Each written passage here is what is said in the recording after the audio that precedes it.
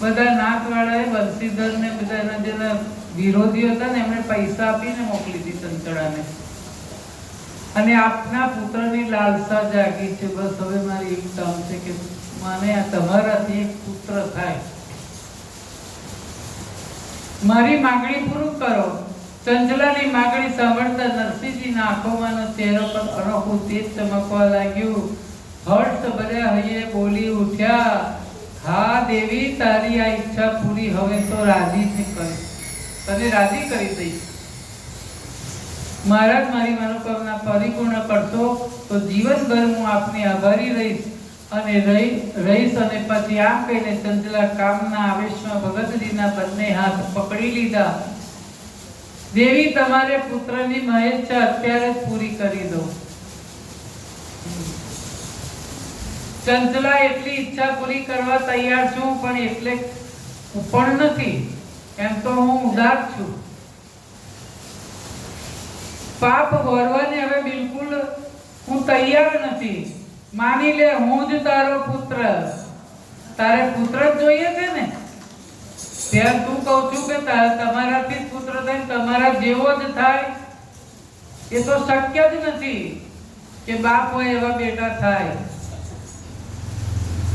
એટલે તો શ્રાવણ શાહના વિવાહ પછી જ્યારે પ્રભુએ કહ્યું કે બોલ હવે તારે કોઈ ઈચ્છા કરી, તો નરસિંહ મહેતાએ શું કહ્યું ખબર છે? છેલ્લો શબ્દ હતો કે હે પ્રભુ, આ બધી લીલા સંકેલી લો.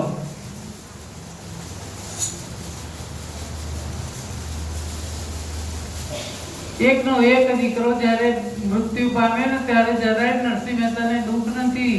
તારો હતો ને તે લઈ લીધો, એની સેવામાં બોલાવી લીધો. અને કદાચ એનો વંશજ જો આગળ વધે અને કદાચ જો સારો ના પાક્યો હોત તો નરસિંહ મહેતાનું નામ આજે કોઈ આજે યાદ કરત કોઈ?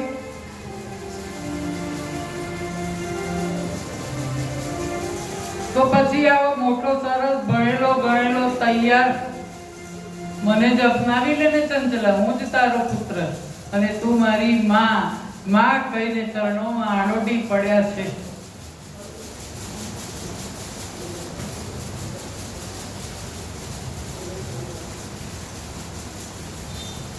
પોતાના ચરણોમાં ભગતને પડેલા જોઈને ચંચલા ચોંકી ગઈ. ભગતજીના પગ છોડી દો મારા, હું પાપી છું.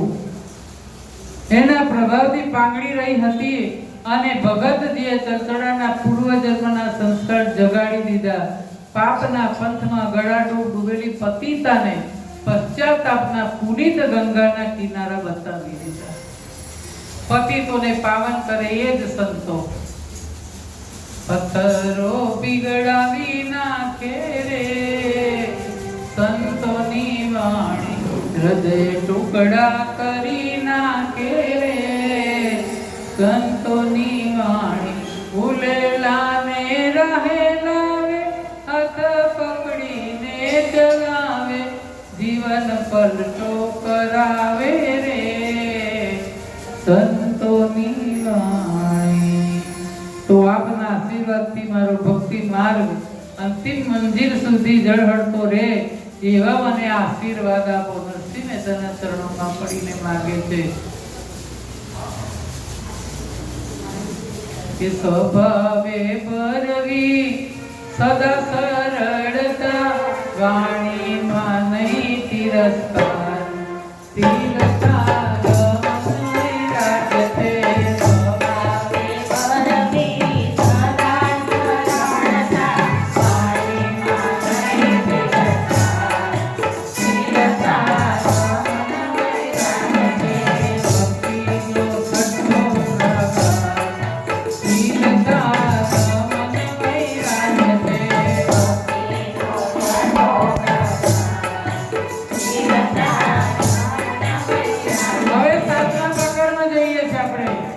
ભક્તિનો સત્સંગ પ્રસાર, રામમય દુનિયાને દેખવી.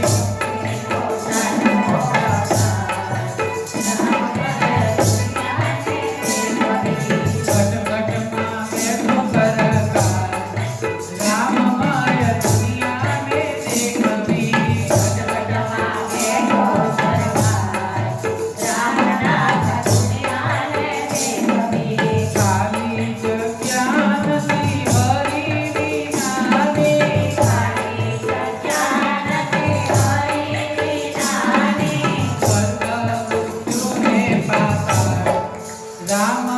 યજ્ઞ